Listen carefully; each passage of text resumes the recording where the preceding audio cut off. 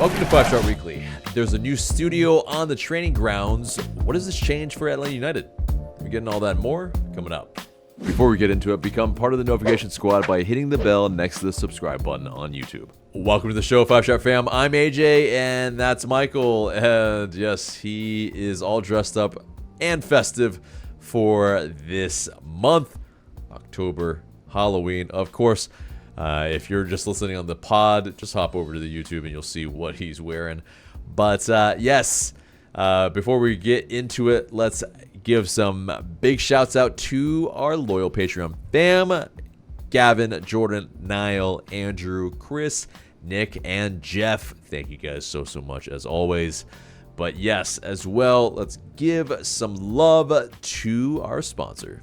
This segment is brought to you by Giant Sports Cards. For passionate collectors of every level, from rookies to veterans, Giant Sports Cards is the modern-day sports card shop that celebrates your love of the game, because only Giant brings the fun, treats every customer like an MVP with their GOAT level of customer service, delivers a game-changing shopping experience through technologies and amenities such as their Ultimate Collector's Cave retail shop, and offers the hottest cards at the lowest prices. Make sure to use our code FANTV and get 10% off your order. Check out Giant Sports Cards today at giantsportscards.com. And remember to use that code right now at giantsportscards.com, or go to the store in Alpharetta. It seriously is impressive. If you like, baseball, football, soccer, Pokemon, whatever may have you, they have it all, and you can check it out at their store in person. So definitely go today. Use our code FANTV to get 10%.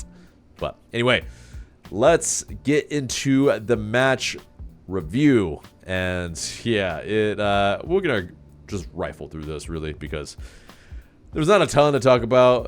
It's a 2-0 loss versus New England Revolution, and going into that match, it's not exactly a 6-pointer. It's a very meaningless game. But to not even really put a marker down against the Revolution, who are not having a good go of it either, yeah, it kind of put us in the dredges. And we are now 14th place and 1 away, and really just a few points from Wooden Spoon. And who would have thought going into this season that this was going to be the case? The comeback story next year is going to be immense. It's going to be the best story in MLS.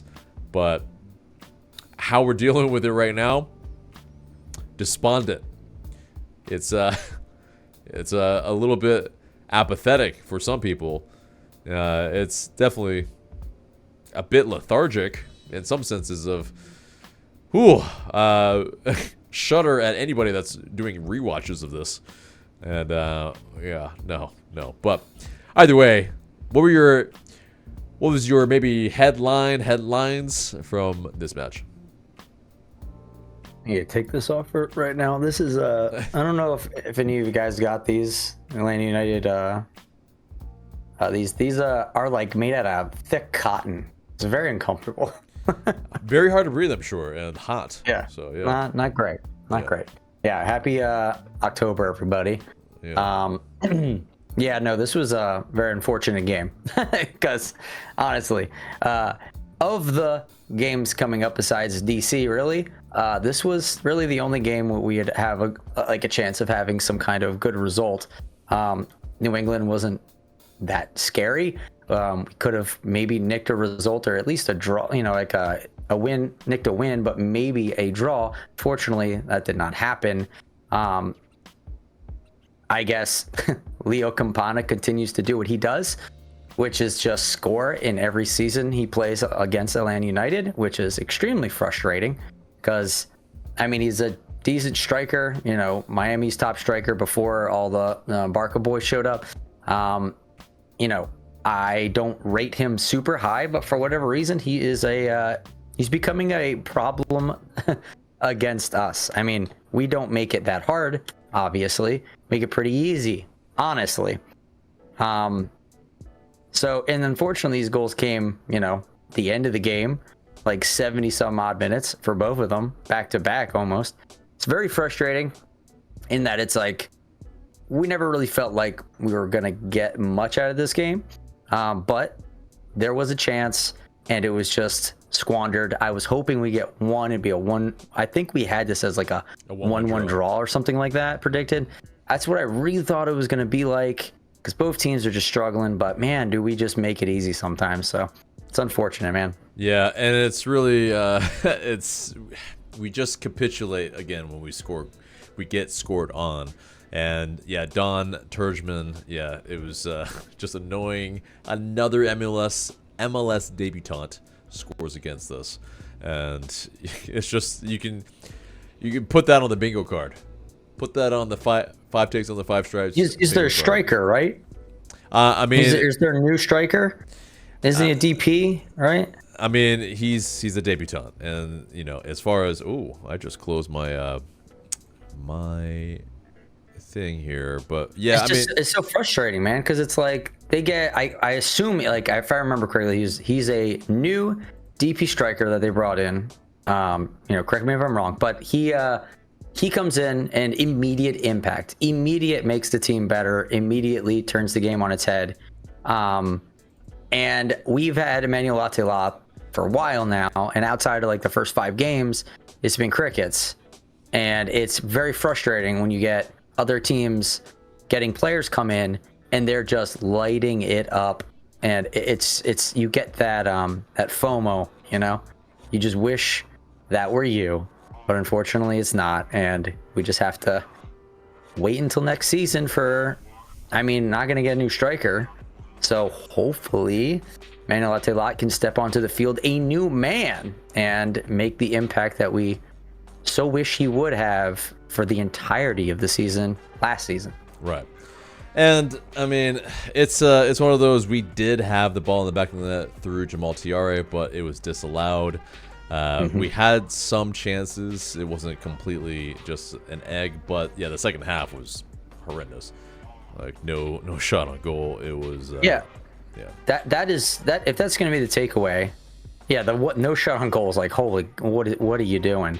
But the takeaway for me is that the intensity of Atlanta United completely did not show up in the second half. I thought the game was fairly even in the first half. It didn't look like one team was running away with it or had super control. The other team was struggling.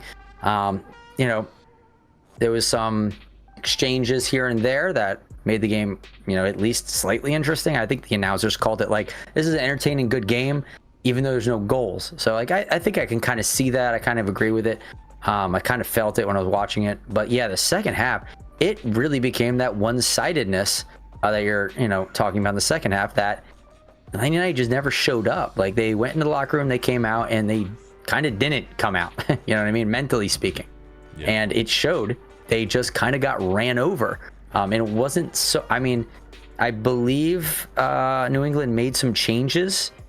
I don't know what they were, but I remember hearing that there were some changes.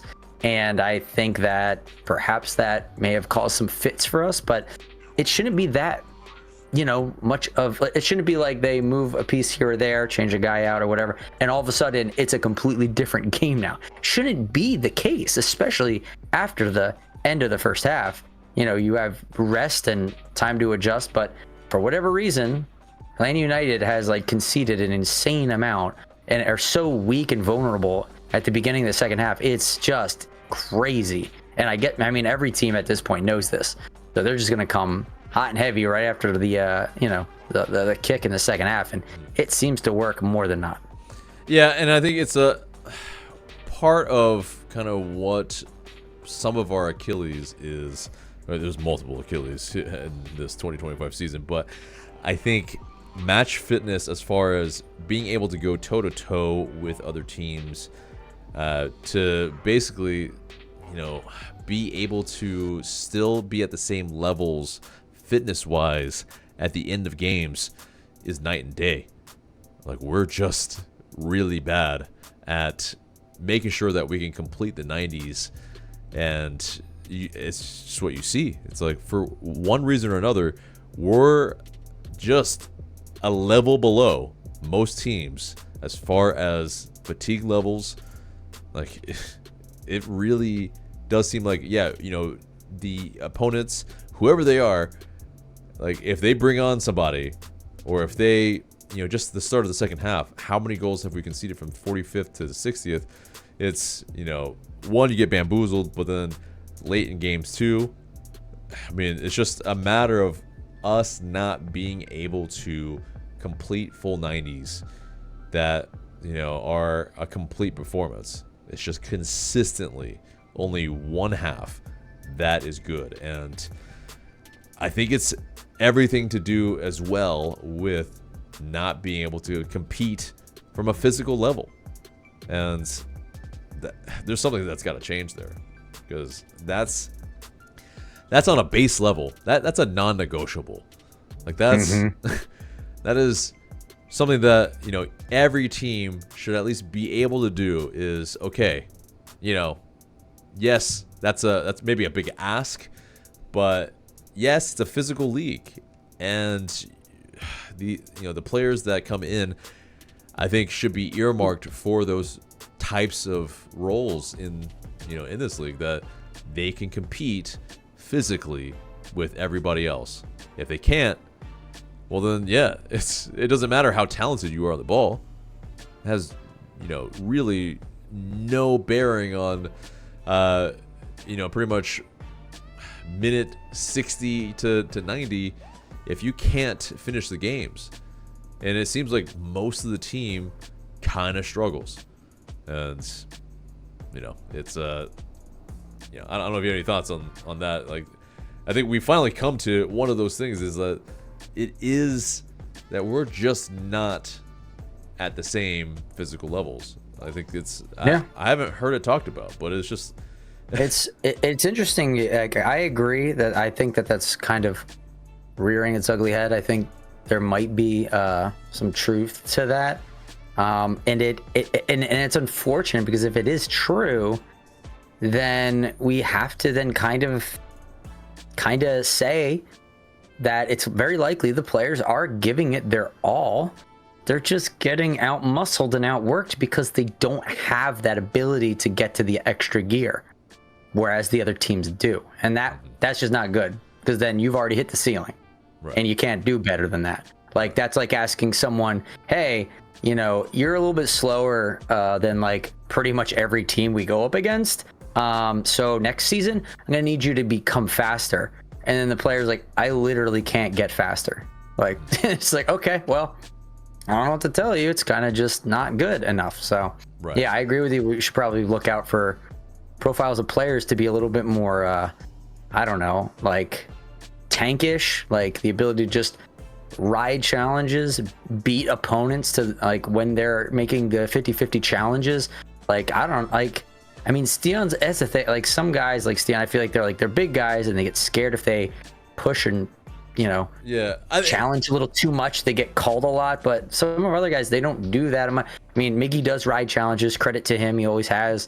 Obviously Joseph did when he was here. Gigi, half of the time kind of does. The other half he looks for calls. But, like, we had some guys who were big and strong and would do these things. But, yeah, not so much. Yeah, I think it's less my point about, I think the duels and all that. It's more about the fatigue levels. I mean, yes, Miggy, Schleich, those guys can run for days. But I think it's the rest of the team, the full team, I don't think are able to last full 90s to where, That's just so... I mean, let me ask you this. Is it because, like, I mean, we knew that Dyla's system is, throw guys down wings, like, and lopping crosses, and hopefully, we get something. We knew that was kind of going to be the case. That does require a lot of running, a lot of cardio.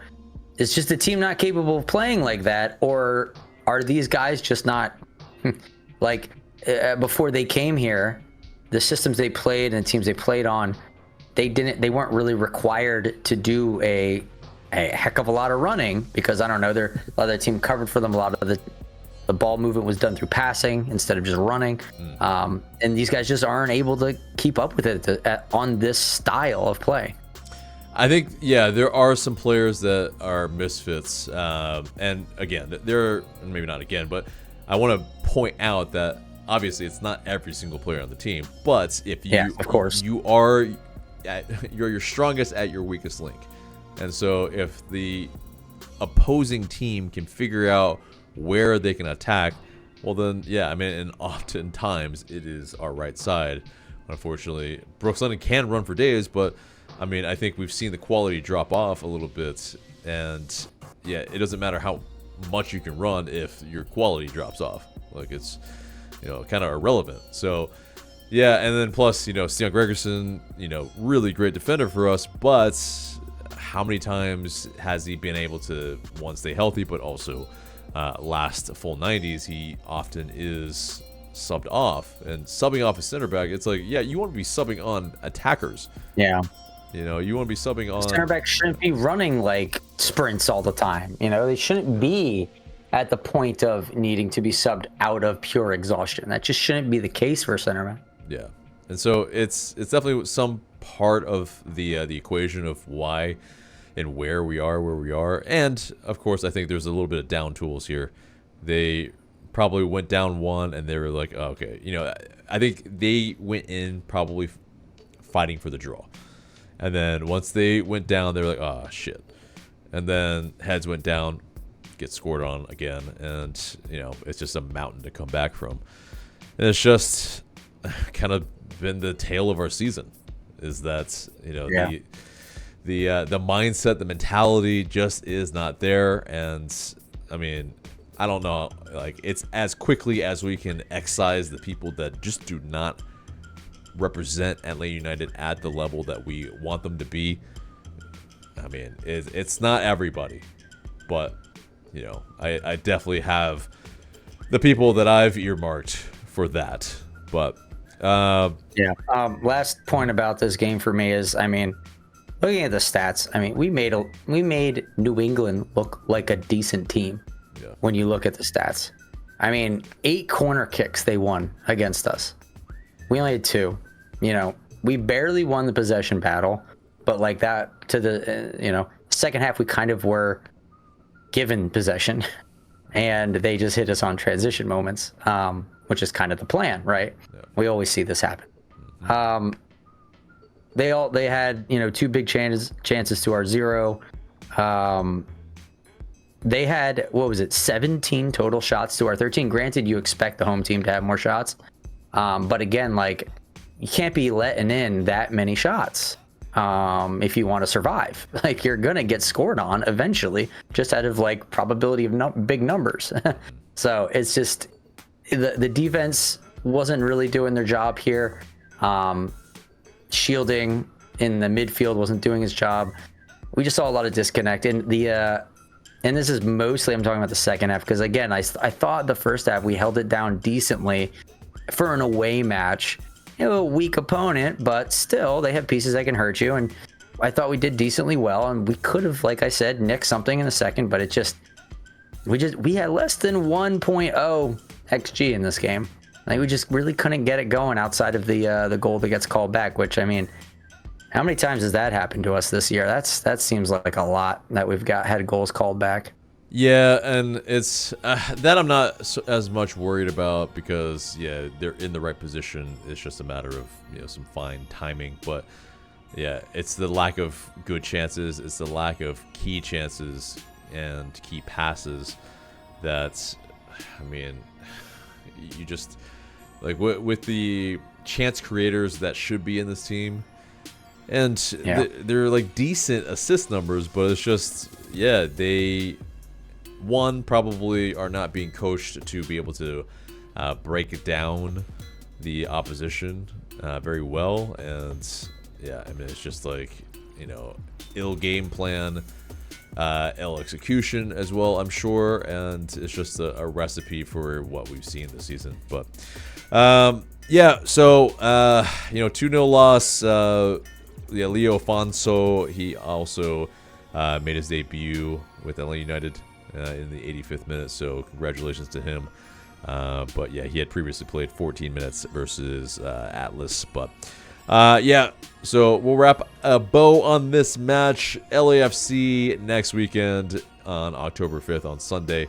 It'll be, yeah, we'll have that match preview later on for you in this episode. But let's get into the news. And Atl United have opened the doors of the new wing of the Children's Healthcare of Atlanta training ground. They're featuring the new Emory Healthcare Studio.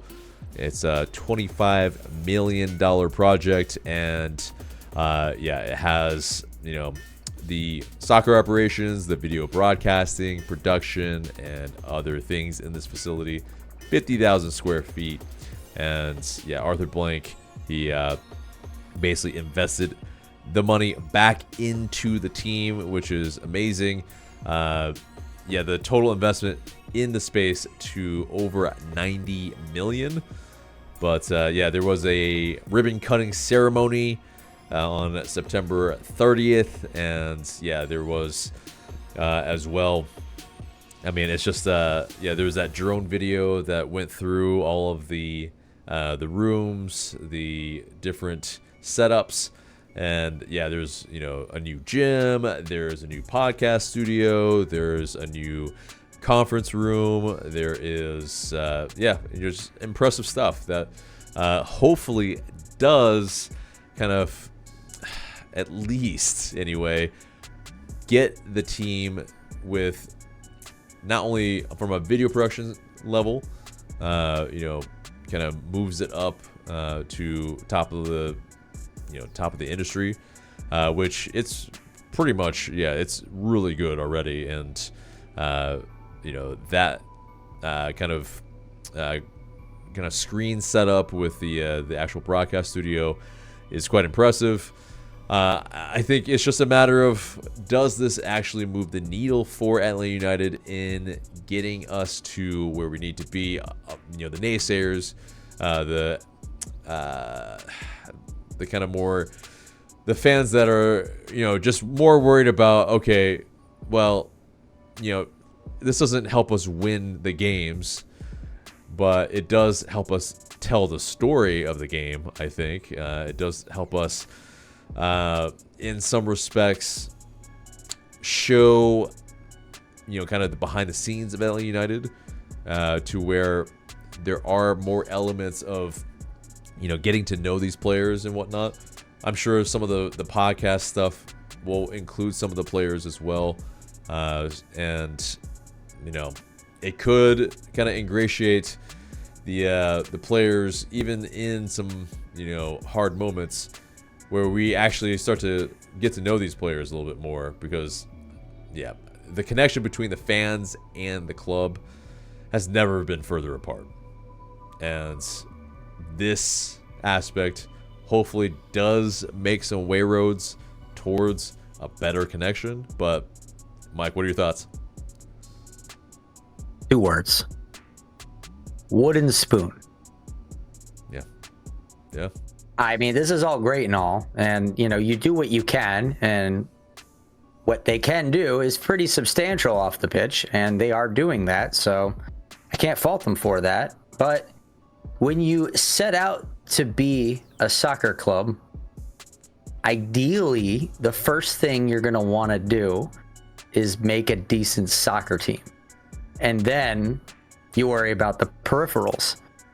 Unfortunately, we're kind of doing it ass backwards. So, but again, I'm not going to fault them for it, because they're doing what they can, and they can't affect the results on the field, so they're doing things this way. Of course, they were always going to do things this way. They're flush with cash, and they're wanting to do, you know, good things for the community, make a better infrastructure for, you know, the club in general. Make that this is like a destination type club. Like, people are going to be really excited to be here and see these things. That I'm not, you know, obviously no one's opposed to these things. It's just like, you know, you'd wish you had something to hang your hat on first, and then all of these accoutrements, you know. But oh well. Yeah, and I mean exactly. I see your point on it, and it's definitely, it's like, yes, that aspect is first and foremost, and it's not like we haven't, won trophies, but yes, as very much the last 5 years, it has been dire, and yes, the fan base is waning. The casuals have mostly gone away. It's they'll come here and there because tickets are cheap, and they hear the old reputation of the team, but yeah, and it's still a fun like community get together, and turnout, and the people who go there are good people. It's a fun time, but yeah, the team, and if you're just like I want to watch good soccer, it's just not the year for that. Yeah, it's if you want to watch quality entertainment on the pitch, it's rough goings, and from that standpoint, no like gloss, no glitz and glamour is going to paper over those cracks, and ultimately, yes, there were the people, the media and whatnot were invited, and all that, but I think, yeah, if you're going to want to really connect with the community, I think you have to find a way to also bring the fans into this as well, to where they can see the vision of it. Yes, they did some fancy videos, some pretty production on it, but ultimately, it's results, and it's also, I think, bringing some fans there. The fans that have been there since day one, the fans that very much are the fabric of the team. Yes, we essentially have paid for this, and so yes, they should probably get an actual a first person point of view to it. And unfortunately, yeah, it's like it seems like there are aspects of this where it's maybe people that are on the more casual kind of side of it have been invited to it just because they maybe have some name or something. I don't know. Whatever it is it's distressed the people that are the true diehard fans here. And it's like, yes, this is incredible for the club moving forward, but does this actually ingratiate yourself to your actual fan base? I'm not sure. It's a little bit divided. I mean, it is kind of just what it's similar to like kind of what it has been in terms of what we see in like the stadium itself, which is kind of like, hey, we haven't really done anything for like the average fan. I mean, I'm not complaining. Average fan experience is good at the stadium. It's very enjoyable, but when you see improvements and things, it's like, hey, we made another very wealthy club seating section. Or, if you have a crap ton of money, you're going to really love this thing. Like, and I'm like, yeah, I don't know if that's the majority of people, but again, I'm going to sound salty if I go down that road any further because I'm not rich or something. Right. And ultimately, it's like, yeah, it's bringing more money into the club. Sure, that is great. But the on-the-field product has been suffering for a very long time. And it's basically very apparent that the right decisions have not been made for quite some time. And so that, first and foremost, should be the thing that, yes, okay, Arthur Blank did say, yes, he basically was saying, he almost guaranteed that there would be a championship, that, he wants to make sure that there is a championship for LA United again. And, this is great in that respect, that, he is taking it seriously. He's saying the right things, but we also have to see the actual performance, the execution of that. And then, I mean, to be frank, it hasn't been there. It hasn't been there for some time, and that Because like if you honestly care, you'd expect the team to be at least competitive year in and year out. yeah, But it's just not. Like it hasn't been for a while now. Like if they ever make it to the playoffs, they're out like round one. Like unless it's Miami, which is like just insane. But outside of that, it has just been not making the playoffs or making the playoffs and getting knocked out like round one, and just being an absolute pretender instead of a contender. So it's like if you're talking about that's our desire, our goal to be that kind of thing, and like have you not been trying to do that all along? But now you're saying we're going to bring a championship. Like, are you saying something has changed? Was that not always what you were trying to do these last 5 years? Like, I don't. That's why I'm confused, right? So it's like either you haven't really been trying and now you are, or what has changed that I don't know about, right? It's like it's not like throwing more money into it is going to fix it, because clearly that we're one of the most wealthy clubs. We spend kind of the most, and it is a literal negative inverse correlation between performance and money spent for us. So like it's not that. We need to figure out what it is that the lever he can throw, the switch he can push, that will actually start to turbocharge the team instead of, I don't know. I mean, him saying these things is great, but it's like, if you haven't done it already, I don't know what else, what other lever do you have? yeah. Like what's actually changed? I mean, yes, this stuff is going to, from, a player recovery standpoint, from a therapy standpoint, from, a lot of aspects behind the scenes is very good. But does it equal results on the pitch? That's going to remain to be seen, obviously. And, we're hoping, absolutely hoping that this is a road towards that. And one way I could see it is perhaps it acts as an attractant to, like let's say, in a year or two, we're looking at perhaps getting a new DP, and we're trying to aim big, right? Grab a real big superstar. 'Cause I know we don't usually do that, but let's just say we were. And maybe they're looking at our facilities and our things, and maybe they're weighing either coming to us or someone else, and they see our facilities and they go like, oh my God, look at this. That has swayed them into a little bit more of our direction. Then I could see, that level of investment there is obviously world class and good for us. So in that regard, that's one way I can see this obviously being, aside from the obvious boon that it is for the club and for the players that are already there and for the staff and everything. That is, I think, where the value potentially can lie. Yeah. And, make no bones about it.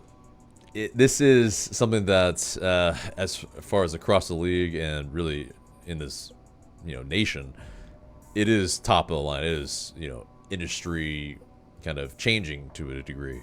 But is it, again, it comes down to the bottom line. Are we winning? And the fans are sick of it, unfortunately. And it's just, they've been patient. They've been patient for half a decade. It's yeah. Exactly. And I mean, it's and TLDR, this is all great. Not taking anything away from it. Keep doing more. Fantastic. But because we aren't winning and we're kind of crappy, it just kind of colors everything negative. So that's why this entire semi rant that we're on is continuing as long as it has. Right. And because it's this, it's like I feel this, but it also there is the fan base on a whole feeling this. I'm not speaking for every single fan, but if you look at the social media posts, if you look at the video itself, the comments below that, if you look at the Reddit, the reactions, what people are saying, it is this. It is, a sense of just uneasiness, because they wonder, they have every right to wonder. Like, does this actually make me like the team more? I'm not sure. I don't know. It's pretty divided. But anyway, so next bit of news, there was a a bit of a kind of teaser last week, and we kind of glossed over it. We didn't really speak on it, but there was a little bit of a kind of sprinkle of our new kit next season. At least that's how I'm reading it. I think that's how most people are reading it, I believe. But there was a post saying what life was like in 1990, and kind of during the time when Atlanta got the, pretty much won the bid for the Olympic, the Centennial Olympics to come. Probably the best way to say that. And so the games were, of course, played in 1996 in Atlanta, and they were basically showing what was going on at that time. Outkast was getting popular. Home Alone was in theaters. Chris Henderson was the youngest U.S. men's national team player at 19 years old. The Braves and Falcons were playing at the Atlanta Fulton County Stadium, and yeah, it's just like Neon Dion was playing for the Falcons as well. It was crazy. It was the 90s. Looking back at that, the 90s were a good time. They really were. I mean, it was Agent Smith. Yeah, it was such an innocent time in a sense, but obviously it had its bad things as well. We won't get into all that, but yeah, it's not. Yeah, because it got grim, obviously, but the crux of it is they are teasing, in my opinion, a new kit, a new away kit, and I think I have a feeling that we might like it, because those throwbacks to that era, those colors possibly. But how are you reading it? I think it's something like that. I know it's like, with the World Cup coming as well, like it has like a little bit, they blended it in a little bit into that. Obviously, like Atlanta is the city host for that now, and so like they kind of blended it in, kind of make you think, okay, are they gonna do Centennial Olympics style? Or are they gonna do like lean into like maybe a World Cup kind of kit thing? Which I mean, like, hell, man. I mean, you could essentially do like a Olympic kit like whenever, because we've had that, right? But like World Cup only comes to Atlanta once in maybe ever, so that might be something to lean into as a design choice. But I mean, who knows? I think it maybe is probably going to be some kind of Olympic nod, which I think, like you are saying, would be really, really neat. A lot of the design choices and colors and things for that.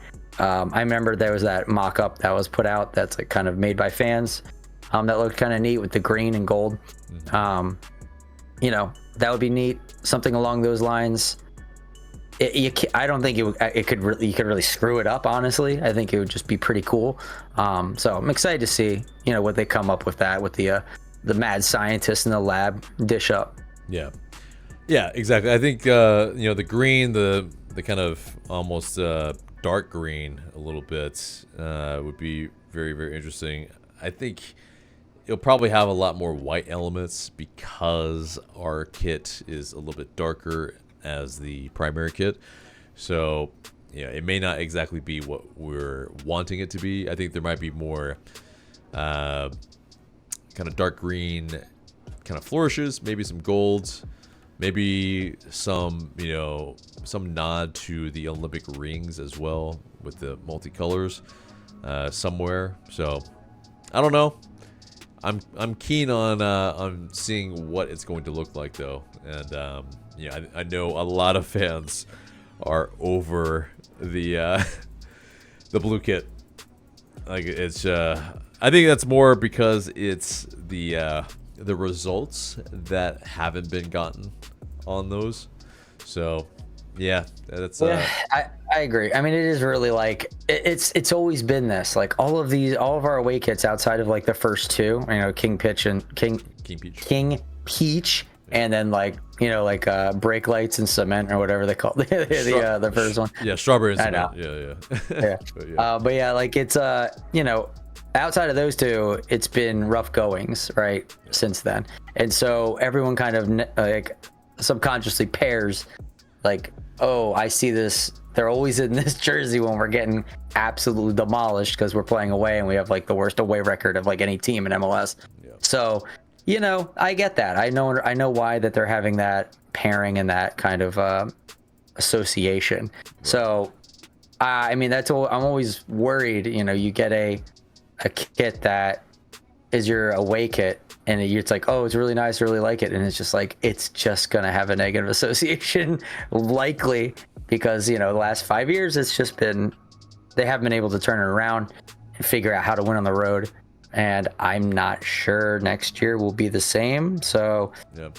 Who knows? Hopefully they can figure something out, and then we will have maybe like since like 5 years, we actually have an away kit that people don't have a negative association with. That would be really neat. But unfortunately, yeah, it is what it is. Like, that's why I like the 404, which is like the special, you know, like a third kit, like a special kit where, you know, it didn't necessarily have to be away, and we got some really good home wins with it. So it had not like an exclusively negative association with it, which was, I think, really good and helped keep that kit alive in people's minds. And it still today remains one of the best kits we've ever had. Yeah, definitely one of the more popular ones of recent times, for sure. So, yeah, I mean, it does kind of get tied to how they perform, because it brings memories. It's like hearing, you know, one of your favorite songs from, you know, whenever you grew up. Like, it takes you back to that place. So when you see a kit, you have memories that start flooding back. And man, all right, Goldfinger, Superman, Tony Hawk Pro Skater 2. Yeah. Okay. Hell yeah, man. So I just activated some people's neurons right now that haven't been activated in like decades. Yeah. I mean, so my high school band, we covered Goldfinger, which was a cover of a Cure song, which was what was it? Oh man, it was like Must Be Heaven, I think. Oh man, this is terrible. I mean, I didn't sing it, so it was Just Like Heaven. There we go. There it is. Anyway, but yeah, basically we did the punk version of the Cure song, and so that's funny that you named Goldfinger. But anyway, so let's move on to Atlanta United 2 news, and they have basically their match against Chattanooga FC has been rescheduled. It will be played Thursday, October 2nd at 1 p.m. in a closed-door match. Man, that's ridiculous that they have to like drive all the way down just for pretty much 29 minutes or so. It's just, yeah. But you know, in this league, there are you know, the results are mattering, because Atlanta United 2, they earned a vital 5-2 win versus Chicago Fire FC 2 to win those 3 points. And Gabriel Wesse, he scored and provided 2 assists. Patrick Weah scored twice, and they sit in 9th place, 1 point off of a playoff spot. So it is vital for them to actually make sure that they can maybe come back in that game versus Chattanooga and possibly make those playoffs. But yeah, so that does it for the news, and it gets us to the mailbag. You guys send in these questions through IG story and Discord. Please continue to do so, and we might answer your question in the future. But first question comes from Ronaldo Dailino. Asks, will the pain ever end? And the answer is not this season. Yes, it is definitely. It's tough. I don't think. Yeah, from a serious standpoint of, you know, will the pain ever end of you know, this season, and will Ronnie Deila be fired this season? It's unlikely. Like, why would they? The season's done. Like, it's basically, yes, the games will be played, but the rest of them are meaningless. So you will have to make a decision. You'll have to, you know, appoint another interim, and, you know, just shake up the whole thing already for a few games. Why would they bother? It's kind of a waste of time. But what do you think? I mean, when it rains, it pours, and that seems to be the case with this season for us. Will it end? Of course. And I struggle to think that we would. I struggle to imagine, really, that we would do as bad, if not worse, next season than this one. I just don't think that's like. It's almost like not physically possible. So I honestly think that we will. What I worry is like you're only like maybe 3 points, like 3 positions up in the table, like better, and it's like everyone's like, yeah, progress, and and there's like hints of some things during the season, like that. I mean, but and then if like next season we're 3 points again, and next season 3 points, it's just like okay, but it's taking forever, and then it's just I want to. It shouldn't. When you see other teams do like complete 180s in one season and go from like bottom to top or top to bottom, like it should be something we're capable of doing, especially with the resources this team has at its disposal. So I just want to see that. I want to see more of a jump, because I just feel like I don't want to say we deserve it, but I mean let's be real. Everyone benefits when Atlanta is playing well in the MLS. Like it just makes the league better and more interesting if we're there doing things. So I just want that to be the case. Selfishly, obviously, because it's our team, but also because I think it helps the ecosystem that is like Chicago just not making the playoffs like year after year, except for this year, I guess. Like that doesn't really move the needle to me, or I feel like for the league in general. But Atlanta, it really does. So I want to see that come back. So yeah, to answer your question, the pain will end. I just hope it ends faster rather than that. I hope we get back to winning ways faster than slower. So the pain will either slowly diminish or quickly diminish, and I hope it's the latter. Hopefully so, man. Hopefully so, for sure. But yeah, next question comes from PattyIce_14. She asks, heading into the World Cup, what is your dream matchup at the Benz? I need to look at who's. I don't think we know exactly. Do we know everyone who's qualified already? I'm not sure. Yeah, maybe, but I mean, I'll go ahead and answer. Yeah. I think for me, it's probably a combination of either England and France or Spain, some combination of that. And yeah, it's basically go ahead and drink, everybody. It's Arsenal related because yes, if I could see some of the, I mean, Arsenal is full of England players and also some French, some Spanish. And basically to be able to see them at the Benz would be amazing. Because I don't know if they will ever play at the Benz as far as Arsenal for a summer series. But, who knows. But I've had to travel to go and see them. But, yeah, to see Saka, to see Saliba, to see, Declan Rice, to see, David Raya, it would be incredible. It would be, probably a very important match too, especially if they're playing at the Benz, because I imagine those teams will probably be in at least, I think all 3 of them probably are going to be in quarter, maybe semi.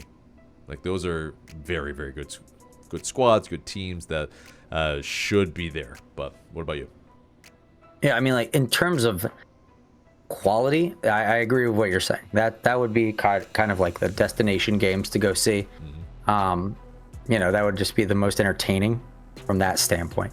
The way I took the question originally though was that like, what are some like bucket list type of wanting to see teams play type things? And for me, that's Algeria. You see the scarf up here, and also Denmark. Those are, which I have a kit. I have a bunch of, like, a couple Denmark kits over there. So basically, my wife's family has from both sides, from Algeria and Denmark. And so I've been steeped in both of those cultures for a while. And so I've been to Denmark multiple times. I haven't been to Algeria yet. Plan to do so, but it is those two countries are very kind of close to me in that regard. So seeing them play here, against one of them against USA, we all know of the history Algeria has against the USA, having knocked them out of the World Cup at one point in the furthest run that we've ever done in the World Cup. So that would be interesting, or USA and Denmark. That would be really cool, because seeing those are like kind of my number 1 and number 2 teams, and then probably Algeria 3, and then maybe like I'll give Mexico 4, just because I have a lot of Mexican friends, and they were nice enough to give me also a Mexican kit. I got the away Azteca jersey, so really happy about that. It's dude. National team soccer is so much fun. It's so exciting. I love just being part of different fandoms, different cultures and things. And it's just a whole exciting thing. And I'm glad it's coming to Atlanta. So I just want to be able to get to see one game. That would be really exciting. But if it's any of those I mentioned that are like near and dear to me, that would be a dream come true. Yeah. Unfortunately, I think most fans are probably going to be priced out of it, and so that's the rub. Because yes, it is a money-making scheme that has absolutely gone out of control, and yeah, it is. Yeah, the wait list, the whispers and rumors of what it might even cost. It's just like, really, like it might as well not even be in our backyard, honestly. But anyway, next question comes from Atl Utd VIPs. AJ, what does the J stand for? Wrong answers only. So, I mean, I'll let you answer one, and then I'll give my answer. All right, J obviously stands for jealous of my good looks. Clearly, that's what I think it stands for. This is true. This is true. I mean, yeah, the square jaw, the symmetrical face. I mean, yeah, you're right. You're right. You're absolutely right.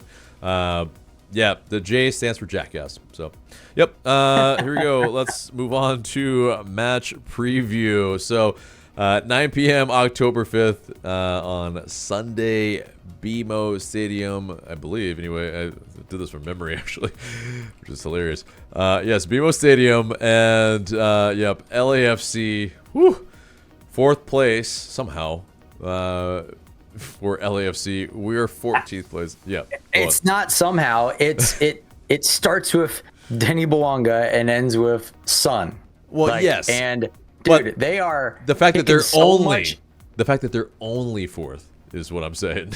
Oh, I see what you're saying. Yeah, because I mean, dude, they're kicking so much ass. Their feet smell like shit, dude. It's crazy. Yeah, exactly. I'm appalled how low they are in the standings. How it's Joseph. I mean, it's because it took Sun a while to get there, but like it's Joseph and Miguel Almiron vibes between those guys, and it's man, if I'm not jealous of that, I mean, I don't know what I am. Yep.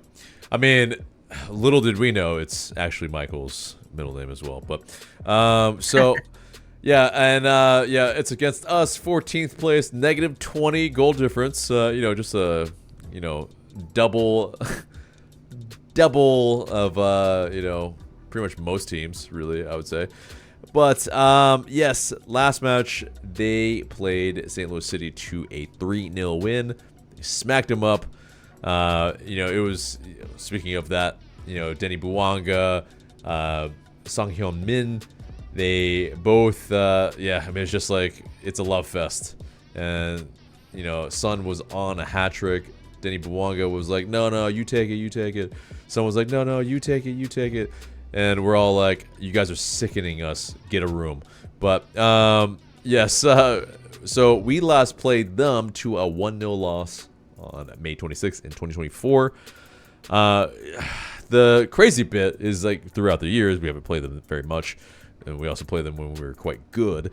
But it is last 5. We've won 2. They've won 2. We've drawn 1. So I don't know if it's going to be that close. But, we move forward here. But, yeah, essentially, this is a very deep team. They brought in Olivier Giroud. They got rid of Olivier Giroud. But then they brought in Son from Tottenham, and yeah, I mean, he has hit the ground running. 8 goals already, 2 assists. I mean, he is absolutely an elite player for this league, and for him to come in at his age, it's sick. It is sick. But yeah, and as far as their depth is insane. Mark Delgado came in the offseason, Jeremy Obobisi, Odin Tiago Holm, Igor Jesus, Artem Smolayakov, Nikosi Tafari, Sengiz Under, Ya Yaboa. I mean, they're a stacked side. I think they're a sleeper for, pretty much getting to the final, because this is an outrageous team. Again, how they're fourth is beyond me. Denny Bouanga has 23 goals, 6 assists on the season. Pretty much up there for Golden Boot if he can, beat out the likes of Sam Surridge and Lionel Messi. But yeah, pundits had him pretty much. Lionel Messi. Dear God. I'm gonna go through this screen. But no. And so the pundits have pretty much had them penned as first or second in the West. They're not there, but they might as well be, really, because I don't think it really matters. As long as they have a home playoff spot, they will do bits. But this team is great in attack, counterattacks, finishing off scoring chances. They really, really good at free kicks as well, shooting from long distance, through balls, really great at. If they're losing, they can come back very well. It's just easier to say what they're bad at. Right. And what they're bad at is aerially, we can get at them. So, we do have some tall boys, some units, but yeah. And as well, I think maybe the likes of Miggy or Moranchuk, if they can get into some dangerous areas, they don't really do that well with those type of players, the more skillful type. But, I mean, we're probably going to be suffering in this match, though, because, they're they're probably going to be in our half a lot. They're definitely going to be, doing a little bit of tiki-taka. They're absolutely going to be quite aggressive against us. And, yeah, I mean, they likely could even rotate against us and probably still do something against us because, according to Match Facts on who scored, they've scored at least 3 goals in their last 4 matches. In MLS, dear God, LAFC have been winning at both halftime and full-time in their last 4 matches, and there have been over 2.5 goals scored in LAFC's last 5 games. So, yeah, it's likely it's going to happen on a counter. It's likely, we're going to mess up. They're going to score from it. But, hey, we might be able to kind of win some aerial battles. We will hope that we can, maybe win a header off a set piece and at least not be shut out. But the odds are not pretty. A home win, 66%, a draw at 19%, and a away win at 15%. But, what would you like to see Atlanta United do to try to at least find some sort of result in this match? What I like to see them do, I would like to see them, match LAFC's intensity. I know, we talk about how, apparently they don't have the stamina or what have you to really go 90 and to just continue on pushing at the level some of these other teams can. And we just kind of run ourselves ragged. I want to see us. I don't expect to win this game, spoiler, but or even tie it even. But I just want to be able to see them fight. This is a team that's good. apparently, Atlanta United seems to play decent teams fairly well sometimes. Matches up interestingly in terms of like the tactics and setup. So maybe we could at least make it hard to play against, and make them work for it instead of just kind of, capitulating. I mean, God forbid, early, and then just having to just deal with the slog fest that is just watching LAFC having like a training session, like putting on a clinic instead of actually a competitive game, which is what I felt like the Columbus first half game was. So, and then maybe, who knows, maybe LAFC will just be like, we're gonna sub all of our guys out in the second half, and then Danny Moaga feels a hammy coming on, so he gets taken off just like Diego Rossi. So I don't know, and we maybe could have a comeback or something, but I don't see this going well. But if I want to see the intensity, be able to fight them, like compete, and if you go down swinging, and that's admirable. At least you did that. But if you just capitulate, heads down, feel defeated, just kind of get run around, and you look out of place, you don't look like you belong there. That's not what I want to see. Yeah. Yeah, I mean, I think it's going to be something to the effect of, we're going to suffer. We're going to have to, the mid-block, at the very least, it might have to be a parked bus. But we will definitely have to hit them on the counter to probably find our best chances. Us going toe-to-toe, trying to possess the ball against them, probably a fool's mission. And I definitely shudder at the just like how they're going to tear us apart. And I think I know how it's going to go, but I'll leave that for the score prediction of how it'll happen. Yeah. But yeah, let's get into our unavailable players. And Will Riley likely still out with the hamstring injury. Matt Edwards, Jay Fortune likely going to be out as well. Hopefully Edwards can kind of come back soon, get some minutes. All of our kids, man. I know. This is quality time for them to have had, Yeah, exactly. But unfortunately, now is not the time to play like a Cooper Sanchez and like scar him for life. So, it's yeah. But let's get into that predicted starting 11. So, between the sticks, I think that's pretty unanimous right now. Hibbert. Yep. Yeah. Scar him. It's okay. He'll be fine. He'll handle it. Yeah. If you're listening to this, Jaden, we have faith in you. You won't let a result like this, if it ends up being gruesome, affect you going forward. I think you probably have the mentality. I feel like I see it in you.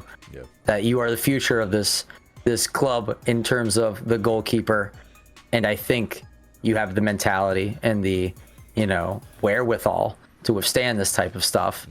And you're not going to let one negative result kind of get you down and color things for the future, like we've seen other players do for our team.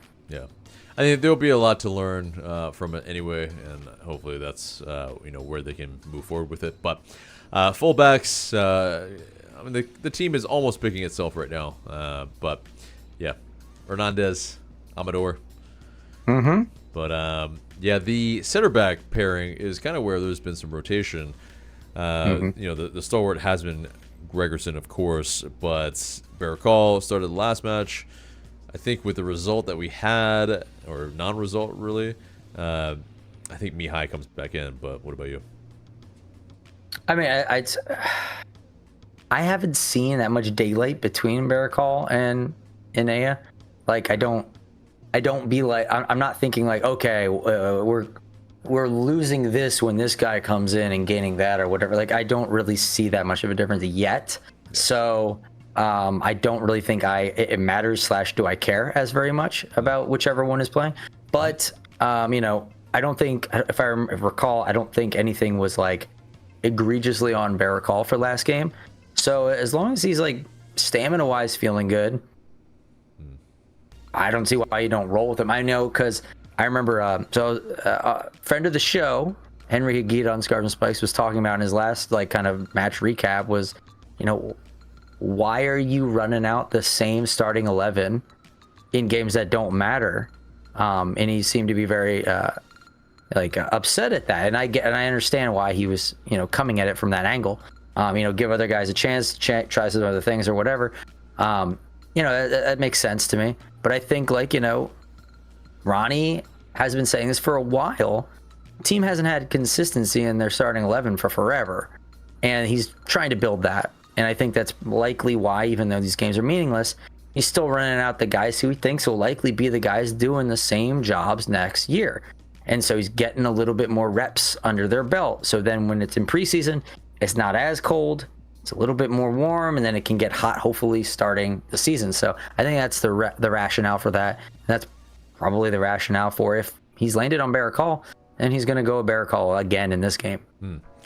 It's an interesting point. And yeah, Henry's point is interesting as well. But I think really that's what it comes down to is he still has to get some results because it has. Does he? Does he now? I think so. I don't know if it matters anymore. Yeah, I think it has some bearing on as far as a performance and result. So if it's like the New England Revolution game where it's just like, man, this seems hopeless, and we get 4 more games of this, it ain't great. Like that is completely going to lose nearly everybody. But I think if you can score some goals, if you can show some progress, and also bed in these new players to where they're more comfortable in and around these these players that will be in the side, I think that's really where we have to be able to figure out how the team's going to look moving forward, because not every single player is going to be removed from the team. So it's you do have to see who is the future, who continues with the team. And yeah, I think for me, Mihai being a permanent player, Juan Barakal on loan, I think right now is the time to kind of see what you have in Barakal as well. So yeah, I agree. True. Yeah. But into midfields, I think it's pretty much again picking itself right now. Shlish Alzate. Anything different for you? No. Yeah.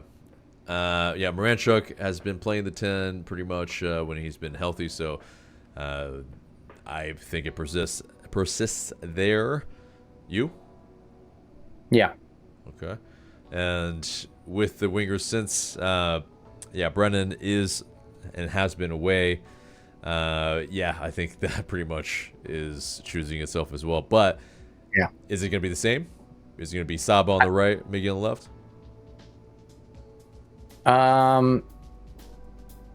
Yes. Yeah. Yeah. Because, I think Miggy has been getting more accustomed to playing on the left. It's looking a lot better. Saba on the right, we know that's where he plays the best. And so, it's unfortunate. Yeah, just no goals from that side is just really just wild. But, up top, at striker, this is probably where it could be, a little bit of a mix-up, where it's not who we think, but who do you have? I guess it would probably be Jamal with an eye to, Emmanuel coming in late. But if they switch that, I wouldn't be opposed to it. I just think probably Jamal has earned it. He's shown he can score. This is the type of game coming up against LAFC where you're going to need someone like him who can hurt on the counter and is always a threat there and is always trying something and is tall and can get on the ball for headers and things like that. Not saying ELL can't do those things, but he just hasn't. And Jamal has. So I think you start with Jamal as we've been doing.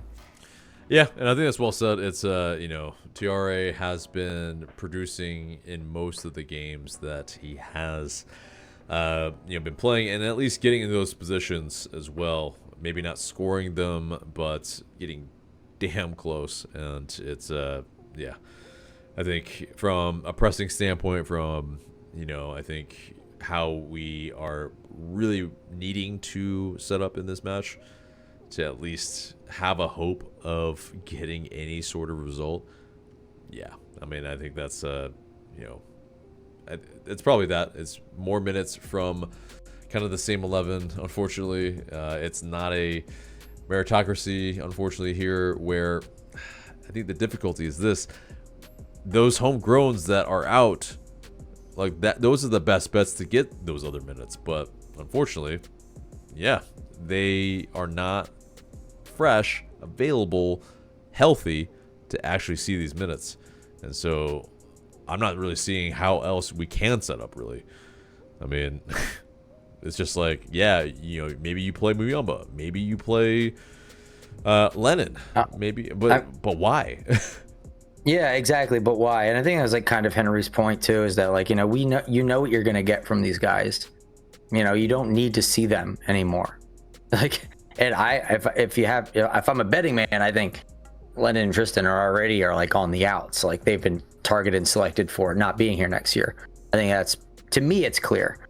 So I think that tells you kind of like what they should be looking more towards. But like, towards Henry's point, why do you put out Lennon when you already know what you have of him? All the data has been collected on this guy. You're not going to learn anything more from putting him out there. So why not put like a Cooper Sanchez or something? So, if it comes to that, I mean, I think why not put Cooper Sanchez as a late sub or something like that instead of like a Brooks Lennon, like, because you already know what you're going to get from him. And, well, they play different positions, to be fair. Right, but you know what I'm saying? Like, yeah. If it's not necessarily Brooks, but like not necessarily Tristan, like, it's guys who don't have to. We know they are a known quantity, and we're not going to learn any from them playing them. So play guys that we don't necessarily know everything about yet.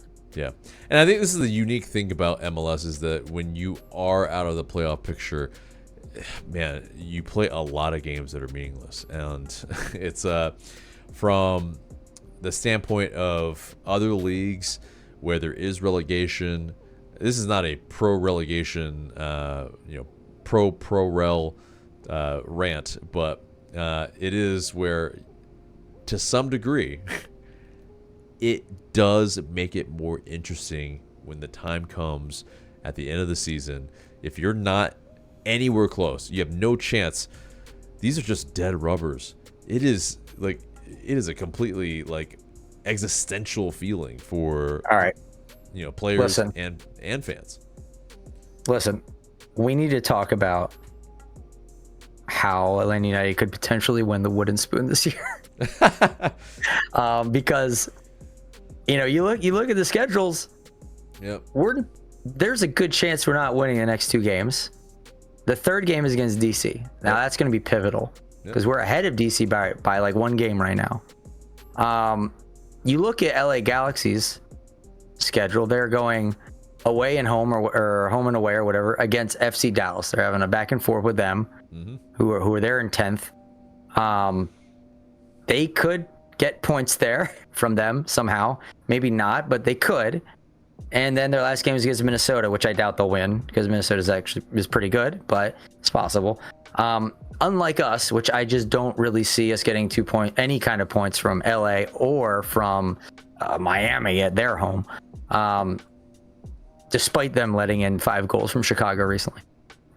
So the only chance really for us is if like DC doesn't win any of their games. I didn't look at their schedule. I probably can in a second, but if we don't beat them, I think there's a decent chance we win the Golden Spoon, because I think LA will probably win one of those 3 games. That puts them over us. And then if DC beats us, that puts them over us. I don't think we're getting any other points from any other source.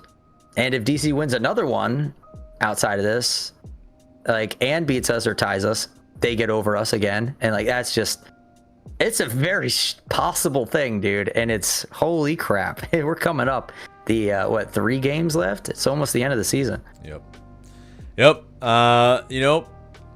kind of gave away the. We'll get to it anyway. So let's get to our score prediction then.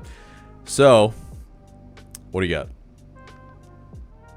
So okay, yeah, I told I was gonna kind of paint the picture of how this happens. Yeah. I believe what will happen is we will have a first half similar to the New England game where we play them hard-nosed.